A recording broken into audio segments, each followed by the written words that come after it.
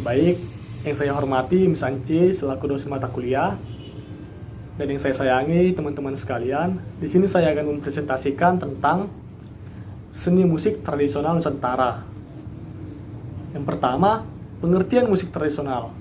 Apa itu musik tradisional? Musik tradisional adalah musik yang berkembang di daerah musik itu berasal. Lalu, fungsi musik tradisional dibagi atas 6. Yang pertama, fungsi individual, di mana musik berfungsi sebagai wadah untuk menuangkan perasaan atau ekspresi melalui syair-syair lagu. Lalu yang kedua, fungsi sosial, di mana musik berfungsi sebagai media dalam upacara adat, upacara kenegaraan, dan upacara lainnya. Lalu yang ketiga, fungsi media atau rekreasi. Dalam hal ini, musik berfungsi untuk menghilangkan kejenuhan atau menghilangkan penat, apalagi di saat situasi sekarang ya, daring.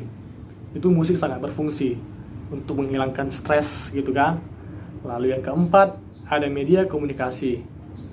Ini juga berfungsi untuk mengkolaborasikan antara musik tradisional dengan musik populer dengan unsur keindahan musik gitu. Lalu yang kelima, ada media pendidikan. Secara filosofi, titik tekannya adalah kepada anak agar si anak lebih baik lagi ke depannya. Bagaimana caranya? Dengan memberikan musik-musik yang bersifatnya mendidik gitu. Lalu yang keenam, yaitu media pemujaan. Jadi musik sangat beriringan ketat dengan musik-musik penyembahan atau pemujaan. Seperti di agama Kristen, musik itu tidak bisa lepas ya. Salah satunya adalah musik vokal. Kita bernyanyi, itu adalah salah satu musik juga. Lalu yang kedua adalah unsur-unsur dan elemen musik tradisional. Yang pertama ada nada, yang kedua ada irama, yang ketiga ada melodi, yang keempat ada harmoni, dan yang kelima ada tempo. Pengertiannya adalah nada adalah dasar dari setiap musik gitu ya. Jadi kalau nggak ada nadanya itu tidak musik namanya ya. Lalu irama adalah untuk menentukan genre, mau kemana arah lagu ini gitu kan. Lalu yang ketiga ada melodi. Melodi itu apa?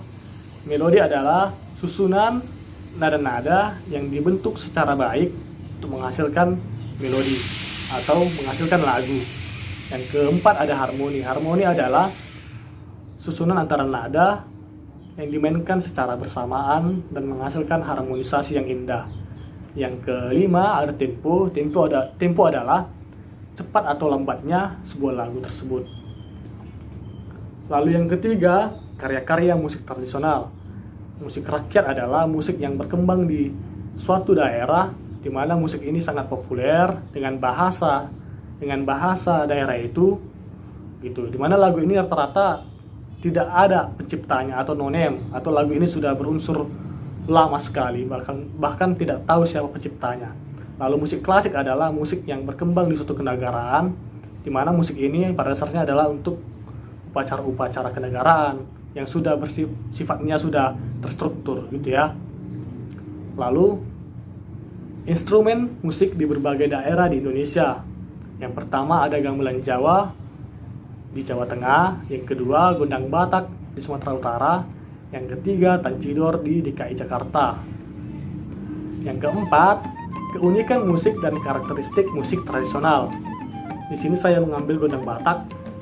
Pengertian gondang sebagai perangkat alat musik, yakni gondang Batak. Gondang Batak seiring identik dengan gondang sabangunan atau okling sebangunan, dan kadang-kadang juga identik dengan taganing. Taganing itu adalah salah satu musik yang berperan besar dalam suatu gondang itu, suatu alat musik atau instrumen. Hal ini berarti memberi kesan kepada kita seolah-olah yang termasuk ke dalam gondang Batak itu hanyalah gondang sabangunan, sedangkan perangkat alat musik Batak yang lain masih banyak gitu ya. Lalu yang kelima, alat-alat musik tradisional, yaitu di sini saya mengambil alat-alat musik tradisional yang ada di gondang Batak ya. Yang pertama taganing. Taganing adalah suatu alat musik yang beranopon yang terdiri atas 8 buah, di mana di saat kita memukul taganing ini ketujuh ini memiliki nada yang berbeda-beda. Lalu yang kedua ada sulim. Sulim adalah penyebutan suling di dalam kebudayaan Batak Toba.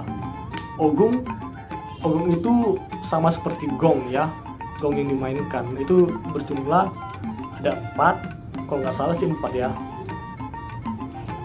yaitu 4, Panggora, Doal, Polowan, sama Ihutan. Itu dia. Itulah yang nama-nama keempat ogong itu. Lalu yang keempat ada hacapi. Hacapi adalah instrumen senar, di mana senarnya terdiri dari 2 seperti gitar juga, cuman dia tidak memiliki fret pada necknya. Itu dimainkan dengan cara dipetik. Itu.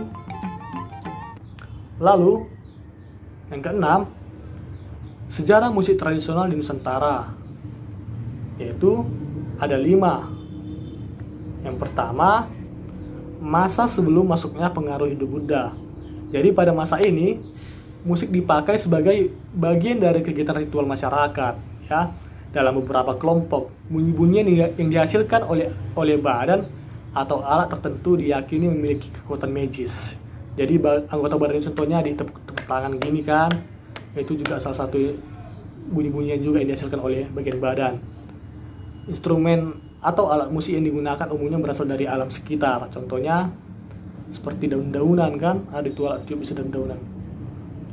Lalu yang kedua, masa setelah masuknya pengaruh Hindu-Buddha. Pada masa ini berkembanglah musik-musik istana, khususnya di Jawa. Saat itu musik tidak hanya dipakai sebagai bagian ritual saja, tetapi juga dalam kegiatan-kegiatan keistanaan. Jadi musik ini pada masa ini, musik ini tidak hanya dilakukan atau dimainkan di saat ritual-ritual khusus saja, tetapi tidak. Bahkan di zaman ini musik-musik tersebut sudah dimainkan di istana-istana gitu. Lalu yang ketiga, masa setelah masuknya pengaruh Islam. Selain berdagang dan menyebarkan agama Islam, para pedagang Arab juga memperkenalkan musik. Alat musik mereka berupa gambus, rebana. Di sini muncullah orkes gambus di Nusantara Indonesia hingga saat ini. Lalu yang keempat, masa kolonialisme. Pada masa ini, bangsa Barat masuk ke Indonesia juga berpengaruh besar dalam perkembangan musik Indonesia. Mereka datang ke Indonesia bukan hanya sekedar berdagang, menjajah, tetapi juga mereka memperkenalkan instrumen mereka yang ada di Eropa sana pada khususnya, seperti flute, cello, dan ukulele. Maka muncullah musik keroncong, di mana musik keroncong adalah perpaduan musik tradisional Nusantara dengan musik asal Portugis gitu sih. Jadi musik keroncong itu tidak asli musik Nusantara ya. Dan kelima, masa kini. Seiring dengan masuknya media elektronik ke Indonesia, masuk pula berbagai musik barat, contohnya seperti pop, jazz, blues, rock, dan R&B. Dan banyak lagi musik-musik barat lainnya seperti itu. Dan ini juga sangat populer di Indonesia hingga pada saat ini ya, karena seiring berkembangnya zaman.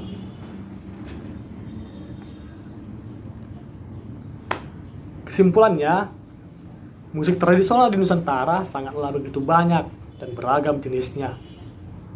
Seharusnya kita sebagai orang akademis di bagian musik lebih berperan aktif dalam menanggapi hal-hal yang bersangkutan dengan kebudayaan.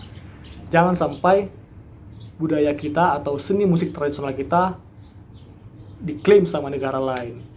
Ya, marilah kita lebih peka terhadap budaya yang ada di Nusantara itu. Sekian presentasi saya. Kalau ada salah kata, saya minta maaf, harap dimaklumi. Terima kasih.